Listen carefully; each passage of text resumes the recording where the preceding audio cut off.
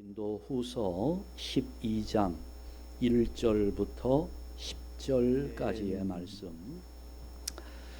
오늘 우리가 예배를 시작하면서 함께 불렀던 찬양, 약할 때 강함 되시네, 나의 보배가 되신 주 나의 모든 것.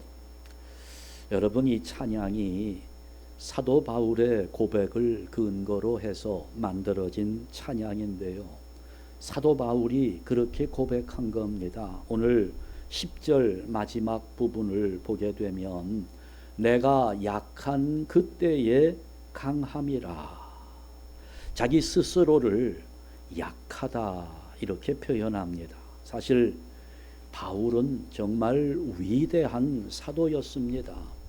바울만한 사도가 없을 정도로 아주 신령한 체험도 많았고, 오늘 여기 고린도후서 12장의 체험, 내가 어떤 한 사람을 아는데 그 사람이 천국을 경험했다 하는 이야기도 사실은 사도 바울 자신의 체험을 자랑하지 않으려고 다른 사람으로 묘사하면서 이렇게 이야기를 해요. 이 바울은 정말 신령한 체험을 굉장히 많이 했어요. 하나님의 큰 은혜 가운데 살았던 사람입니다. 그런데 이 바울에게는 아주 큰 어려움이 한 가지가 있었지요. 몸에 질병이 있었던 겁니다. 어떤 질병이었는지는 잘 몰라요. 어떤 분은 얘기할 때 바울이 그 예수님을 만날 때 강한 빛으로 눈을 먼 적이 있었는데 그 영향으로 아마 안질, 눈병 때문에 고생하지 않았을까 생각하는 분도 있고, 또 어떤 분은 간질병이 있었다 이렇게 말하시는 분도 있고 한데 무슨 병인지는 모릅니다. 그런데 바울은 이 질병 때문에 참 어려웠습니다. 얼마나 어려웠으면 오늘 본문 7절에서 자기에게 주어진 이 질병을 육체의 가시라고 표현을 하지요. 사탄의 사자였다는 것입니다. 그래서 바울은 이것 때문에 3번 죽게 간구했다 이렇게 말하고 있습니다. 3번 죽게 간구했다. 여러분, 이것을 오늘 우리식으로 생각하면 안 됩니다. 이 간구했다는 말, 이것은 간절하게 기도했다 하는 의미인데요, 우리가 생각하는 간구했다는 개념과 유대인들이 생각하는 간구의 개념이 굉장히 다릅니다. 유대인들은 간구했다라는 말을 할 때 그냥 내가 하나님 앞에 한번 기도한 거 가지고 간구했다 이렇게 말하지 않습니다. 간구했다는 것은 한 가지 문제를 가지고 40일 이상 열심히 기도했을 때 내가 간구했다 이렇게 말합니다.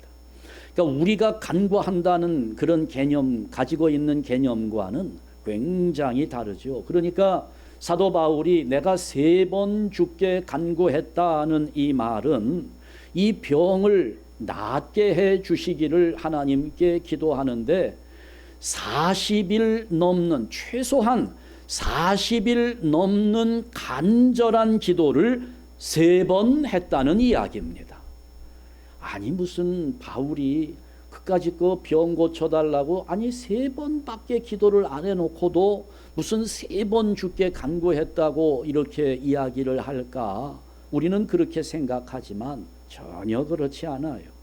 최소한 40일 이상의 간구를 3번 드렸다 이런 말입니다. 그러니 여러분, 바울이 그 질병 치료를 위해서 하나님 앞에 얼마나 간절하게 매달렸는가 하는 것을 우리는 충분히 상상해 볼 수 있지요.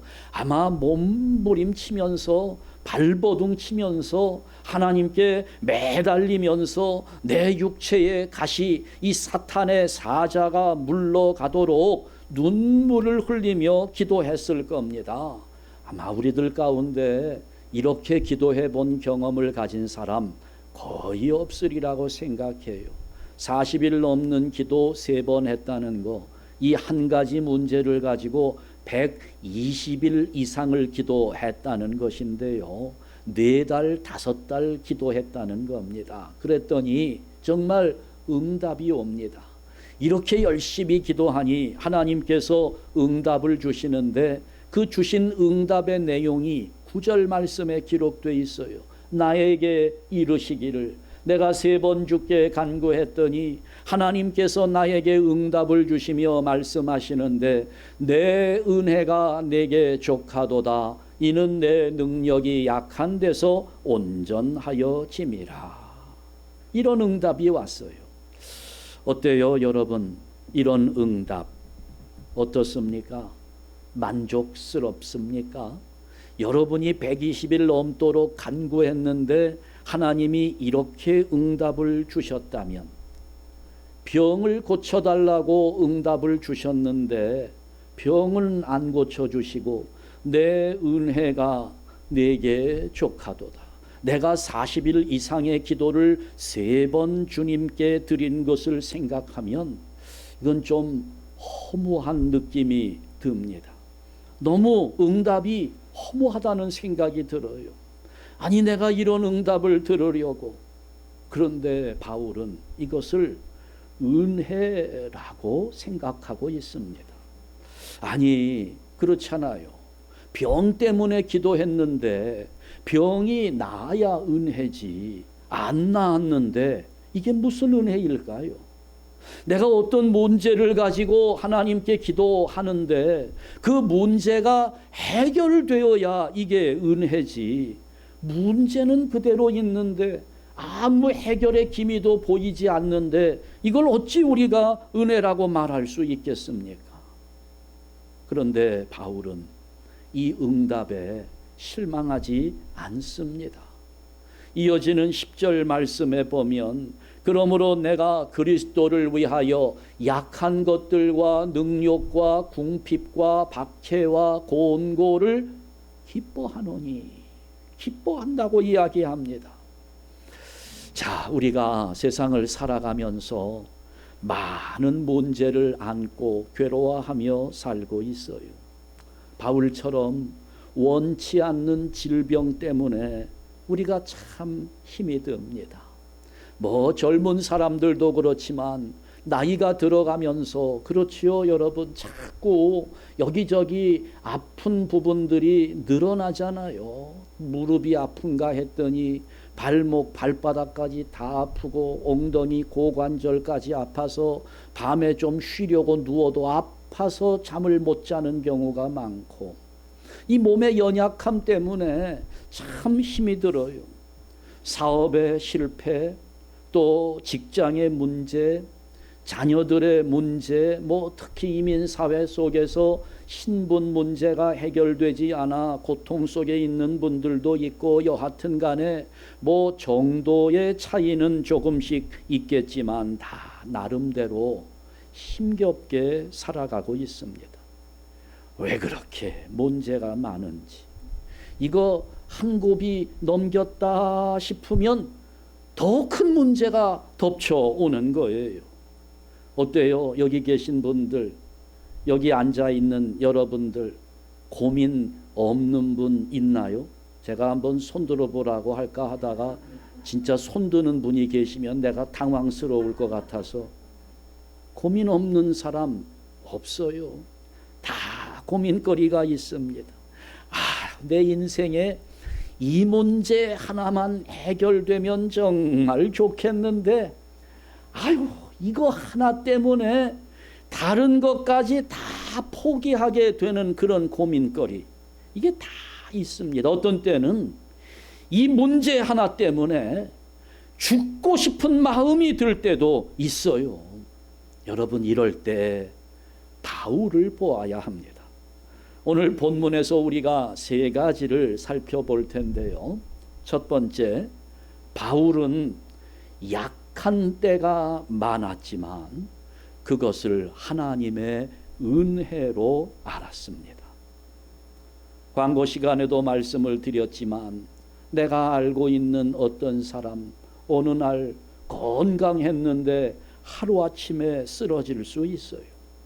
자신만만해 보였던 사람이 갑자기 약해지면서 아주 작은 일 하나도 감당하지 못하며 그 인생이 무너져 내리는 것을 볼 때도 있습니다. 그러니 평소에는 전혀 그럴 사람이 아니라고 생각했는데 어느 날 보니까 좌절과 실망 이런 것들로 심신이 극도로 망가져 있는 그런 사람을 볼 때가 있습니다. 오늘 우리가 그래요. 무슨 정신이 나가고 삶이 망가져 버린 그런 극한 상황까지는 아니더라도 내 안에 연약함이 있어서 이것 때문에 고민하게 되는 겁니다. 나는 항상 견고하게 서 있기를 원하지만 넘어질 때가 있어요. 쓰러질 때가 있습니다. 여러분, 이럴 때 중요한 것이 있어요.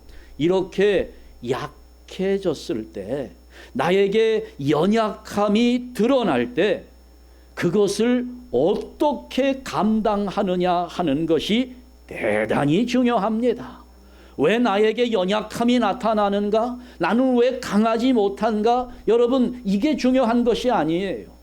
나에게 연약한 모습이 드러날 때 이걸 내가 어떻게 감당하느냐, 이것이 성공과 실패의 갈림길이 되는 겁니다. 여러분, 성공하는 사람들이 문제가 없어서 성공한 거 아닙니다. 실패하는 사람들이 그 사람만 특별히 문제가 많았기 때문에 실패하는 거 아니라는 거예요. 그 문제를 얼마나 잘 감당하느냐에 따라서 성공하기도 하고 실패할 수도 있는 겁니다. 근데 여러분, 우리는 참 어리석어서 그때는 잘 모르는 거예요.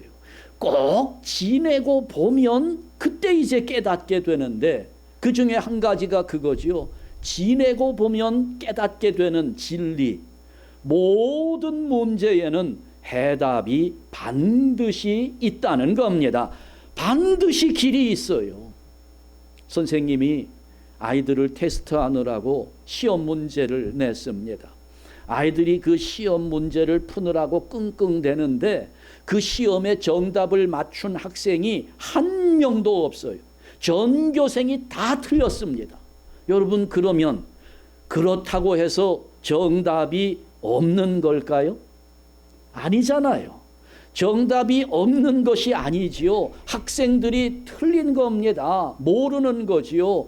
내 문제, 나의 연약함의 이 문제 앞에 길이 없다, 답이 없다, 아니에요. 답이 없는 것이 아니라 뭡니까? 내가 그것을 모르고 있다는 겁니다.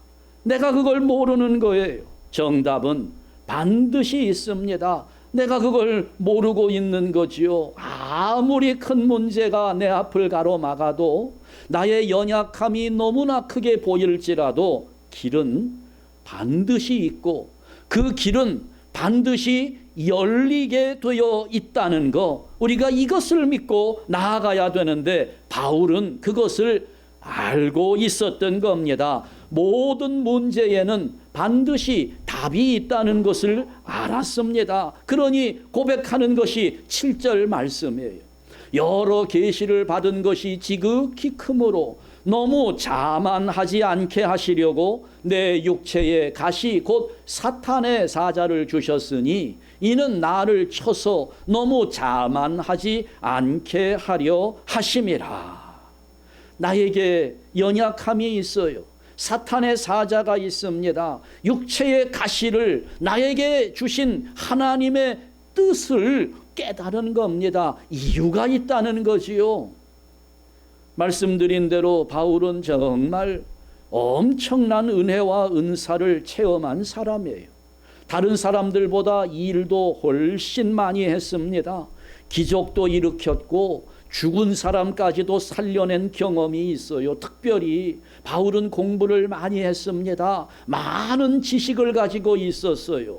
그 지혜와 지식으로 복음을 정리합니다. 편지를 기록했어요. 각 교회마다 사도 바울이 편지를 보냅니다. 오늘 그 사도 바울의 편지가 우리 손에는 성경으로 쥐어져 있습니다. 그만큼 바울은 복음을 체계적으로 정리했고 기록으로 남겼고 오늘 2000년 이후에 살고 있는 우리들에게까지도 복음의 진리를 깨닫게 하는 엄청난 일을 한 겁니다. 또 바울이 얼마나 위대한 전도자입니까? 가는 곳마다 교회를 세우는데 이 오늘날로 따지면 바울이 담당하는 교구가 있어요. 제가 전에 부목사로 심호할 때 제가 맡은 교구가 있었습니다. 그때 제가 맡은 교구가 서울의 송파구와 광진구를 담당을 했거든요. 두 개의 구를 담당했는데 거리도 얼마나 먼지, 자동차를 타고 다니는데도 길이 막히고 하니 굉장히 멀고 가정들도 굉장히 많아요. 제가 담당해야 되는 교구의 식구들이 얼마나 많은지 정말 힘이 들었습니다. 그런데 저는 그 교구가 굉장히 넓다고 생각했는데 지금 바울의 교구를 생각해 보니까 소아시아 전체, 유럽 전체, 유럽 소아시아, 우리는 한 도시의 구를 가지고 하나를 맡느냐 둘을 맡느냐 따지는데 바울은 대륙을 따집니다. 유럽 대륙이 그의 교구이고요. 소아시아 대륙이 그의 교구였습니다. 얼마나 큰 교구예요. 그런데 바울의 이러한 훌륭하고 뛰어난 점들, 이것은 오히려 그를 교만하게 만드는 조건이기도 했습니다. 우리 같았으면 바울의 100분의 1만 내가 했어도 엄청 교만해졌을 겁니다. 하나님이 그걸 아셨어요. 그래서 바울에게 육체의 가시를 주신 겁니다. 바울이 그 하나님의 뜻을 깨달았어요. 하나님께서 나를 교만하지 않게 하시려고 가시를 주셨구나. 이게 참 불편했거든요. 바울이 다니면서 전도하고 교회를 세우는데 요즘 같으면 비행기 타고 가면 되고 자동차 타고 가면 되지만 이 당시에는 다 걸어 다녀야 됩니다. 얼마나 힘이 들었겠어요. 바울이 생각했겠죠. 하나님, 내가 이렇게 힘들게 다니면서 복음을 전하는데 건강하면 얼마나 효과적일까요? 얼마나 효율성이 있겠습니까? 훨씬 더 많은 사람에게 복음을 전할 수 있을 텐데 내 몸에 병이 있으니 육체의 가시 때문에 이게 참 어렵습니다. 그러니까 바울은 늘 의사였던 누가를 데리고 다녔어요. 늘 몸이 이게 불안한 겁니다. 그러니 이것만 아니면 내가 전도하러 다니는데 너무너무 좋을 텐데 이 하나님의 뜻을 모를 때에는 자기 몸의 질병이 전혀 불필요한 것, 내가 전도하는 데 있어서 나를 방해하는 것, 나를 괴롭히는 것으로만 알았습니다. 그런데 기도하는 가운데 깨닫고 보니까 이것이 하나님의 은혜였구나 하는 것을 알게 되는 거지요. 나로 하여금 교만해지지 않도록 인도하시는 하나님의 은혜였다는 것을 알게 된 겁니다. 여러분, 오늘 우리에게도 연약함이 있어요. 그러면 여러분, 나에게서 드러나는 그 연약함은 지금 하나님께서 나에게 출제하고 계신 문제라는 것을 알아야 합니다. 그리고 하나님이 나에게 내신 그 문제에는 반드시 답이 있어요. 그 정답은 나를 낮추시는 겁니다. 그것이 하나님의 답입니다. 겸손하라고. 어떤 축복의 자리에 오를지라도 교만하지 않도록 절대 겸손하라고 주시는 문제인 겁니다.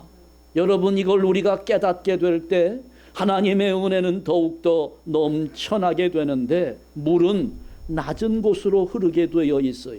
하나님의 은혜 역시 낮은 곳으로 흘러가게 되어 있습니다. 자기를 낮추는 사람에게 겸손하게 자기가 낮은 자리로 내려가 앉을 때 하나님의 은혜는 더 풍성한 모습으로 겸손해진 그 사람에게 흘러내려가게 되는 겁니다. 그런데 우리 부패한 인생이 스스로 낮아지지를 못해요.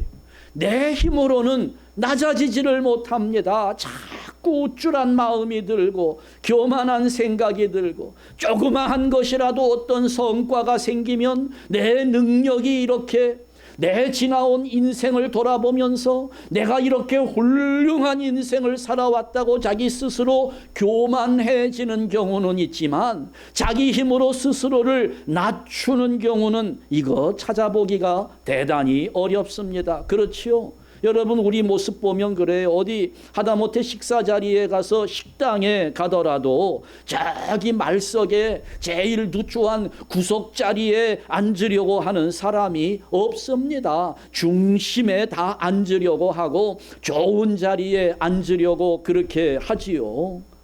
어때요? 교회를 와도 여러분 가장 좋은 자리만 앉으려고 하잖아요. 가장 좋은 자리는 어떤 자리일까요? 제일 뒤에 구석 자리, 식당에서는 제일 안 좋은 자리로 여겨지는 자리가 교회에서는 제일 인기가 많아요. 목사하고 눈이 잘 마주치지 않는 자리, 내가 혹시라도 졸음이 오면 눈을 감고 있어도 목사가 잘 보지 못하는 그런 자리가 인기가 많지요. 네. 자기 스스로 낮은 자리를 찾아다니는 사람 찾아보기 어려워요. 내 힘으로는 안 되는 겁니다. 나를 낮추는 것이 내 힘으로는 안 되기 때문에 하나님께서 육체에 가시를 주는 거예요. 사도 바울이 그랬다는 겁니다. 그러니 사도 바울 같은 분이 이러니까 우리는 오죽하겠느냐 이 말이죠. 내 힘으로는 못하는 거예요. 그러니 하나님께서 교만해지지 않도록 육체에 가시를 주는 겁니다. 그러니 여러분 생각을 바꿉시다.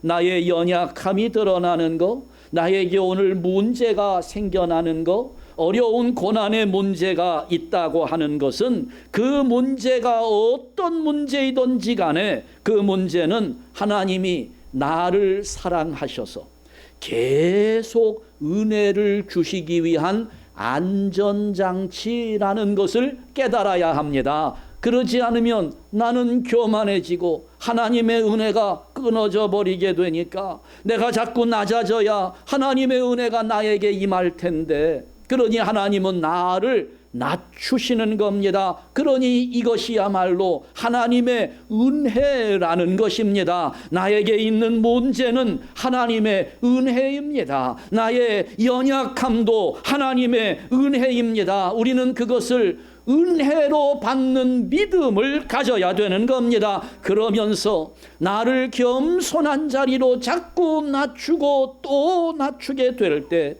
하나님의 은혜는 내가 낮춘 만큼 더 큰 모양으로 주어진다는 사실을 믿으시기 바랍니다. 두 번째, 그래서 바울은 이렇게 약한 때에 기도했습니다. 하나님께 간구한 거예요. 여러분, 우리 삶에 어려운 문제가 생겼다면 우리는 최선을 다해서 그 문제를 풀고자 애써야 합니다. 최선을 다해야 됩니다. 당연히 그렇게 해야 되지요. 그러나 여러분, 우리는 최선이 무엇인지를 몰라요. 나는 최선을 다한다고 생각하지만 그것이 최선이 아닌 경우가 얼마나 많은지 모릅니다. 기억하세요. 내가 생각하는 최선보다 하나님이 도우시는 능력은 몇만 배, 아니 그 이상으로 훨씬 큰 힘이 있다는 사실을 기억해야 합니다. 그러니까 성도의 최선은 무엇이냐? 성도의 최선은 실력이 아니고요, 경험이 아니고 돈이 아니고 인간관계가 아닙니다. 성도의 최선은 하나님의 능력을 받는 것이기 때문에 우리가 할 수 있는 일 가운데 최선의 일은 하나님께 기도하는 것임을 믿으시기 바랍니다. 그것이 최선입니다. 창세기 32장에 보면 야곱이 외삼촌 라반의 집에서 21년을 지내는 중에 부인이 4명이 생겼어요. 아들을 12를 낳습니다. 딸도 하나를 낳았습니다. 4명의 부인과 13명의 자녀가 생겼고요. 21년 열심히 일하고 보니 많은 재산도 생겼어요. 고향으로 돌아옵니다. 그야말로 금이 환향을 하는 것이지요. 처음에 21년 전에 떠날 때는 도망자로 거지와 같이 돌베개를 베고 광야에서 잠을 자던 그런 신세에서 이렇게 큰 은혜와 복을 받았으니 의기양양하게 고향집으로 돌아옵니다. 그런데 야곱이 온다는 소식에 형 에서가 마중 나온다는 거예요. 400명의 군대를 이끌고 온다는 겁니다. 야곱이 머리가 좋습니다. 생각해 보지요. 나를 마중 나오는데 형이 군대를 이끌고 온다? 이것은 마중을 나오는 것이 아니라 21년 전에 내가 사기쳤던 아버지의 축복을 내가 가로챘던 그것을 형이 분풀이를 하려고 오는 것이 틀림없다고 판단합니다. 그러니 이제 이런저런 꾀를 내요. 그러나 결국에는 자기가 만든 그런 얄팍한 꾀가 소용이 없다 하는 생각으로 자기 혼자 강가에서 필사적으로 기도합니다. 하나님과 밤새도록 씨름을 했다고 성경은 표현하고 있어요. 그런데 성경은 씨름했다고 표현하지만 사실은 하나님 앞에 살려달라고 애원했다는 것이 맞는 표현일 겁니다. 목숨을 걸고 하나님께 매달린 겁니다. 그런데 밤새도록 매달렸는데 하나님의 사자는 날이 새려고 하니까 그냥 가려는 거예요. 떠나려고 합니다. 응답도 주지 않습니다. 그래 야곱이 놓질 않습니다. 끝까지 붙잡고 나를 축복해 달라고. 그러자 하나님이 야곱의 환도뼈를 치시지요. 하나님이 치셨으니 무사할 리가 없지요. 그냥 뼈가 으스러집니다. 어그러집니다. 그래도 야곱은 매달립니다. 하나님만 붙잡는 거지요. 그랬을 때 하나님이 응답하시는 내용이 창세기 32장 27절 28절입니다.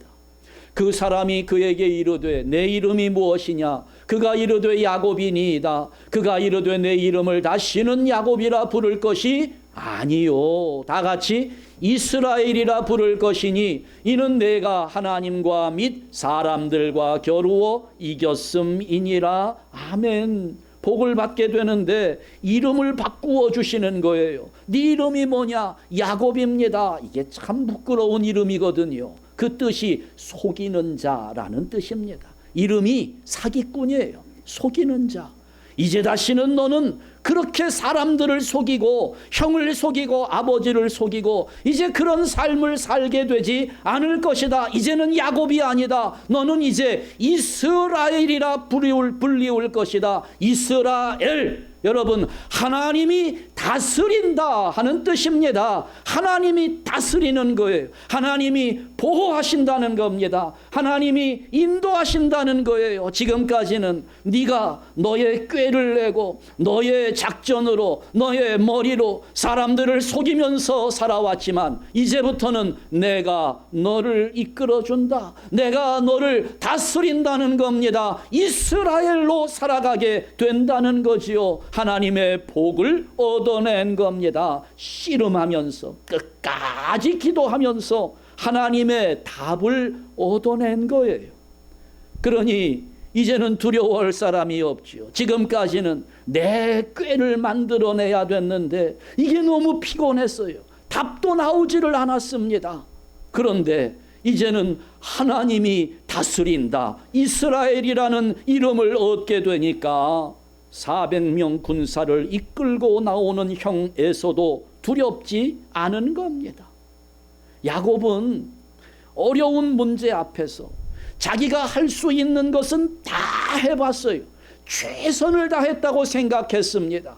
그런데 문제를 해결해 주지 못했어요. 답이 나오질 않았습니다. 그래 하나님께 기도했습니다. 하나님이 답을 주시는 거예요. 하나님께 기도하는 것이 최선이었던 겁니다. 나의 최선과는 비교도 되지 않는 하나님의 능력이 주어진 거지요. 바울도 마찬가지입니다. 약할 때 기도했습니다. 그리고 응답을 받은 거예요. 물론 그 하나님의 응답은 자기가 원했던 답은 아닙니다. 바울이 원했던 답은 병에서 치료받는 것이었지만 하나님은 내 은혜가 내게 족하도다. 이게 은혜다라는 거예요. 너에게 지금 사탄의 사자 이걸 물리치는 것이 너의 요구이지만 육체의 가시가 너에게는 은혜라는 겁니다. 내 은혜가 내게 족하도다. 바울이 원했던 내용은 아니지만 하나님은 더 깊고 더 큰 뜻으로 응답하시는 겁니다. 여러분, 우리는 약한 것 때문에 실망이 돼요. 약한 것 때문에 힘이 빠집니다.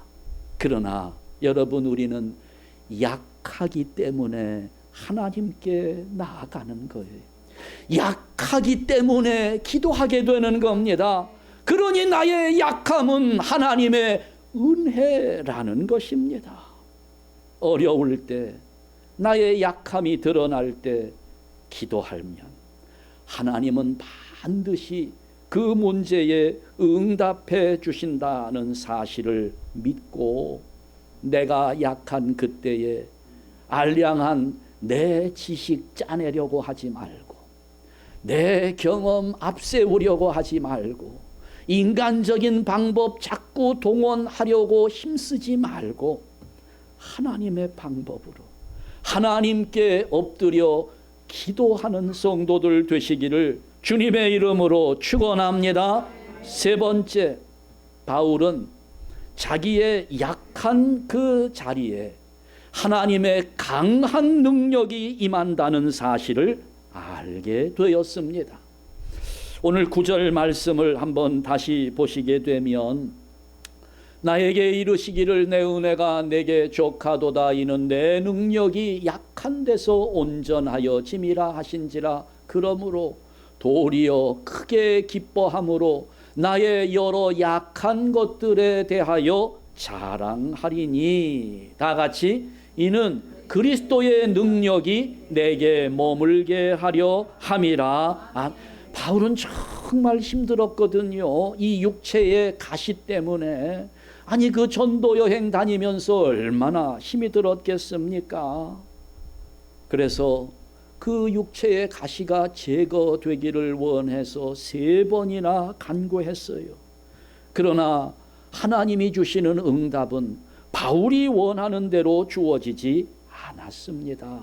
그것이 은혜였기 때문에 바울의 약한 그 자리는 하나님의 능력을 머물게 하는 터전이었기 때문입니다. 내 능력이 약한 데서 온전하여짐이라. 왜요? 나의 약한 그 부분에 하나님의 능력이 임하기 때문에 온전해진다는 겁니다. 내가 연약해서 아무것도 할 수 없을 때 하나님은 그 약함을 터전 삼아 강한 능력을 나타내신다는 말씀입니다. 여러분, 나의 약한 부분 참 지금까지 원망스러웠잖아요. 나의 여러 가지 부족한 부분들 때문에 참 속이 상했어요. 그런데 여러분, 이제 바울을 보면서 우리는 깨닫게 되는 겁니다. 나의 약한 부분, 그것은 나의 인생을 괴롭히는 것이 아니었다고 하는 것, 하나님의 능력이 나타나는 터전이었음을 우리는 믿고 가야 되는 겁니다. 내가 그걸 하나님께 인정하기만 하면 되는 거예요. 내가 이렇게 연약합니다. 하나님 나를 불쌍히 여겨 주옵소서. 나아갈 때 여러분 내가 얼마나 미련한지를 깨닫게 되면 하늘의 지혜를 하나님은 내 안에 채워주시는 겁니다. 나에게 대책이 없습니다. 내가 답을 찾을 수가 없습니다. 하나님 앞에 고백하며 기도할 때 하나님은 내 인생의 정답을 제시해 주는 거예요. 깨닫게 해 주신다는 겁니다. 그렇기 때문에 나의 연약함은 나를 힘들고 불편하게 하는 것이 아니고 주님 안에서 나를 강하게 하는 도구가 되는 겁니다. 따라서 우리는 약할 때 강해질 수 있는 거예요.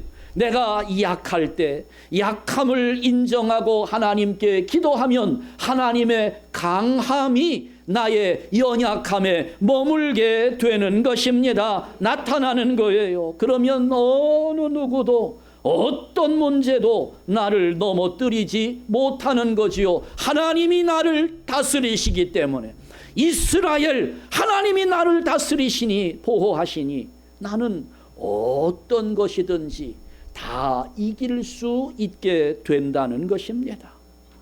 여러분은 어떤 부분에 문제가 있나요? 어떤 부분이 연약하신가요?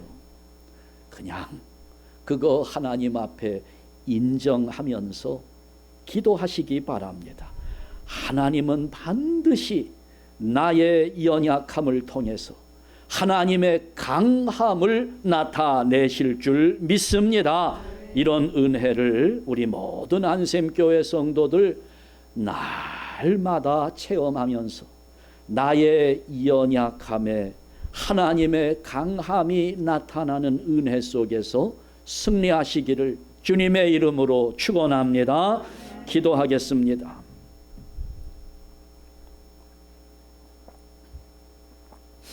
하나님 아버지 감사합니다.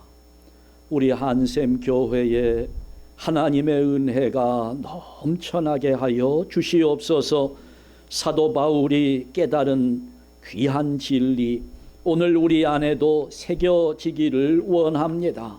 나의 연약함, 오늘 나를 힘들게 하는 문제들, 고난의 현장들, 이것이 내 인생의 나를 힘들게 하며 괴롭히는 것이 아니라 오히려 하나님의 능력이 나타나는 은혜의 터전임을 깨닫게 하셨으니 아버지여 이제는 나의 연약함을 오히려 자랑하면서 은혜로 여기고 더욱 낮아지며 겸손해져서 하나님의 은혜를 더 풍성하게 경험하는 복된 성도들 되게 하여 주시옵소서. 확신하기를 원합니다. 하나님은 반드시 나의 연약함을 통해서 하나님의 강함을 드러내실 것을 날마다 체험하는 복된 성도의 삶이 오늘 우리들에게 나타나게 하여 주시옵소서. 예수 그리스도의 이름으로 기도하옵나이다. 아멘.